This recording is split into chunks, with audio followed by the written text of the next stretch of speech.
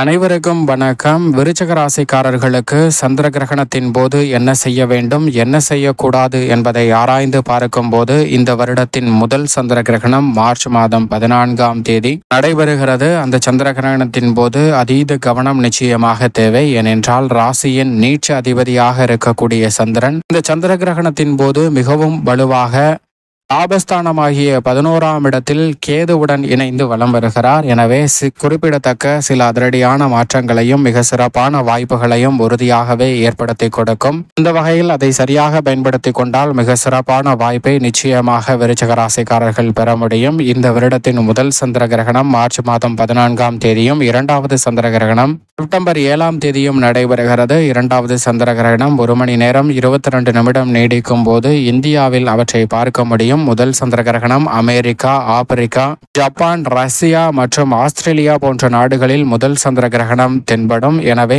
இந்த வேளையில் உறுதியாக சற்று கூடுதல் கவனத்துடன் இருங்க. அது மட்டுமல்லாது பொதுவாக சந்திர கிரகணம் என்பது சூரியன் மற்றும் சந்திரனுக்கு நடுவில் பூமி வலம் வரும்போது பூமியின் நிழல் சந்திரனின் மீது படுவது சந்திர கிரகணம் என்று அழைக்கப்படுகிறது. இந்த நேரத்தில் என்ன செய்ய வேண்டும் என்று பார்க்கும்போது உறுதியாக நேர்மறையான எண்ணங்களுடன் இருக்க வேண்டும். அது மட்டுமல்லாது இந்த நேரத்தில் விருச்சிக ராசிக்காரர்களுக்கு கிரகநிலைகளின் அமைப்பு எப்படி இருக்கிறது என்று பார்த்தால், லாபத்தில் சந்திரனும் கேதுவும் வலம் வருகின்றன. பூர்வ புண்ணிய ஸ்தானமாகிய 5இல் மிகவும் வலுவாக வீற்றிருக்கிறாருங்க ராகு. அவருடன் உச்சம் பெற்று வக்ரகதியில் வீற்றிருக்கிறார்.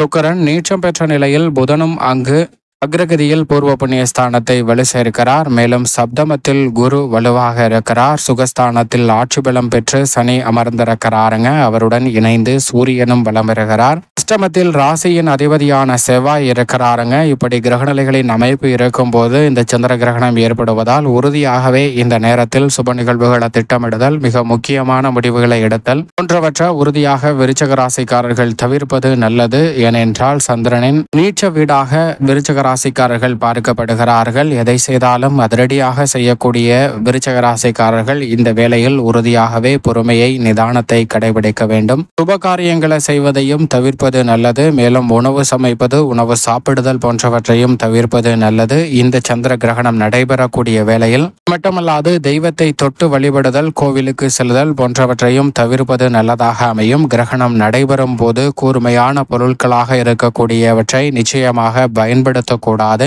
பயணங்கள் மேற்கொள்ளாமல் இருப்பதும் இயன்றவரை நல்ல மாற்றத்தை உறுதியாக ஏற்படுத்தி கொடுக்கும். அது மட்டுமல்லாது இந்த வேளையில் வெளியில் அலைவதை தவிர்த்திடுங்க. குறிப்பாக கர்ப்பிணி பெண்கள் வெளியே செல்வதை தவிர்ப்பது விருச்சிக ராசிக்காரர்களுக்கு நல்லது. என்ன செய்ய வேண்டும் என்றால், கோபத்தை விட்டு பொறுமையும் நிதானமும் கடைபிடிக்க வேண்டும். நேர்மறையான சிந்தனையுடன் இறைவனினுடைய பெயரை உச்சரியுங்கள். நிச்சயமாக நல்ல பலன் உங்களை தேடி வரும். அதோடு மட்டுமல்லாது கிரகணம் நிறைவடைந்ததற்கு பிறகு உறுதியாகவே வெள்ளை நிற பொருட்களை மற்றவர்களுக்கு தானம் கொடுங்கள். அப்படி கொடுப்பதால் பல்வேறு வகையான தீமை நிறைந்த பலன்கள் விலகி நன்மை நிறைந்த பலனாக சந்திரனின் அமைப்பால் உறுதியாகவே விருச்சிக ராசிக்காரர்களை தேடி வருவதற்கான நல்ல யோகம் நிச்சயமாக உங்களை தேடி வரும் என்பதில் சந்தேகமே இல்லை.